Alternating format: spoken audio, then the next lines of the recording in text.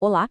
O Supremo Tribunal Federal, o STF, tomou algumas decisões bem importantes recentemente que mexem com tudo, desde o salário no serviço público até as regras das próximas eleições. Nesta nossa análise, a gente vai desvendar o que realmente muda com esses julgamentos mais recentes da nossa Corte Máxima. A nossa jornada de hoje vai passar por 5 grandes temas. A gente começa falando do impacto direto no bolso do servidor público. Depois, vamos mergulhar na fiscalização dos tribunais de contas, entender um pouco mais sobre autonomia no esporte, analisar as novas regras do jogo para as alianças políticas e, por fim, dar uma olhada em como o próprio STF está se reorganizando. Vamos lá? Primeiro tema, então, um assunto que mexe diretamente com a máquina pública, salários e cargos. A gente vai ver aqui dois julgamentos que tentam colocar um pouco mais de ordem e, claro, de justiça na maneira como os servidores são remunerados e também como são contratados. Essa pergunta aqui foi o ponto central de um caso lá de Goiás. A discussão era sobre a vinculação de salários. Sabe aquele famoso e polêmico efeito cascata?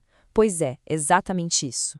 Bom, o STF foi olhar bem de perto para essa prática, que tem um nome técnico, vinculação remuneratória. A Constituição proíbe isso, e o motivo é bem simples, é para impedir que o aumento de uma categoria acabe gerando de forma automática aumentos para várias outras, sem nenhum tipo de debate ou aprovação de uma lei nova.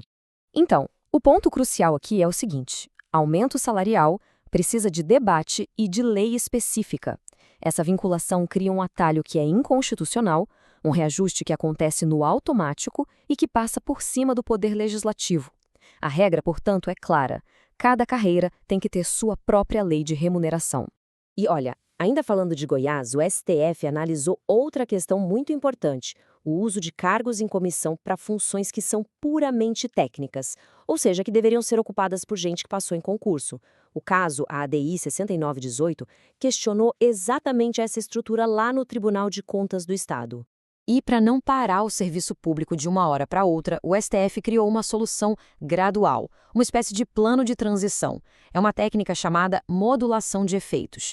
Basicamente, em vez de extinguir os cargos imediatamente, o tribunal define um passo a passo para corrigir o erro sem criar um caos, garantindo segurança jurídica. Agora, vamos para o nosso próximo tópico.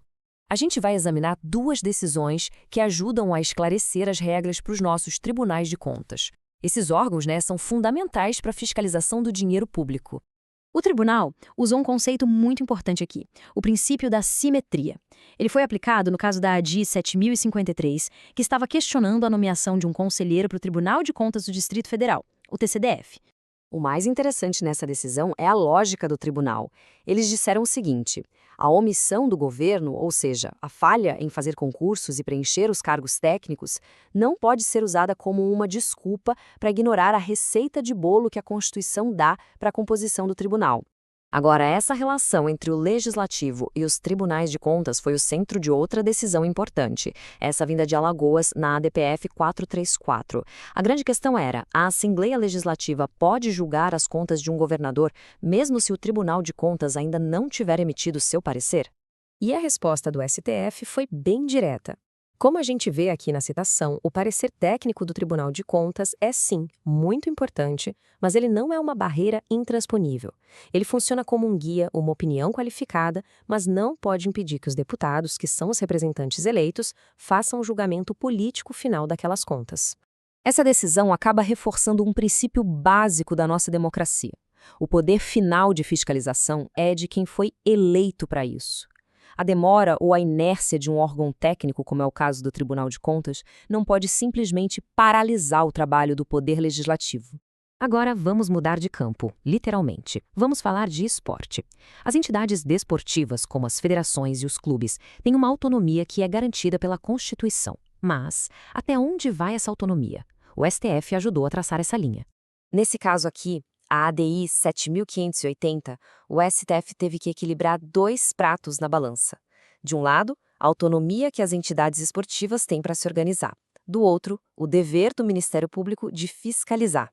A conclusão foi bem clara: autonomia não é sinônimo de impunidade.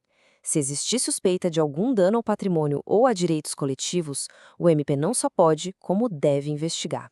Agora, entrando na arena política, o STF analisou uma ferramenta que mudou bastante o cenário das eleições recentes: as federações partidárias. A decisão na ADI 7021 veio para ajustar as regras do jogo para essas alianças. O tribunal confirmou que as federações são constitucionais. E por quê?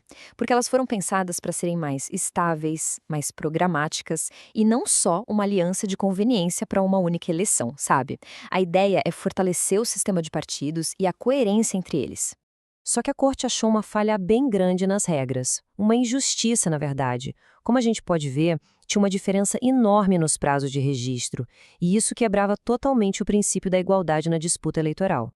Então, o ponto crucial da decisão foi esse: nivelar o campo de jogo. Agora, as federações têm que se registrar no mesmo prazo que os partidos, 6 meses antes da eleição.